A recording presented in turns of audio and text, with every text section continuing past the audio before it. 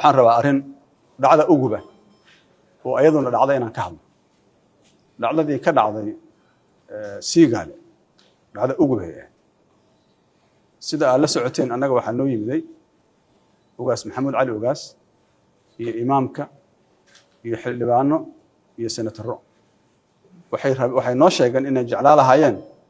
in wada hadal la aado waxay naga codsadeen inaan ogolaano arrintaas waa ogolaanay waxaan dhahnay ragga kalena soo arka magaaladu waa kala xiran tahay balladanku inta baxdaan ragga kala soo arka ku soo qanciya waxay u tageen hoyga oo joogay ra'iisul wasaare Xasan Cali Khayr oo ay la joogaan ugaaskii reerka ugaaskii mursade iyo taqriiban 70 oday oo dadkii waxgaradka mursada ah ugaaskii iyo akhyaartii la socoto meesha fadhida ciidamada waxa la amray inay weeraraan gurigaas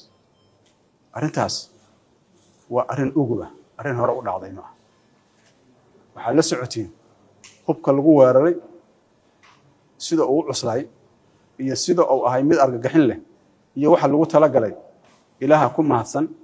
runtii dad waa ku dhinteen Allahu naxariisto waa hubnaa dadna waa ku dhaawacmeen laakiin dadkii odayaasha ah ee meesha fadhiyay waa laga soo badbaaday waxaan rabaa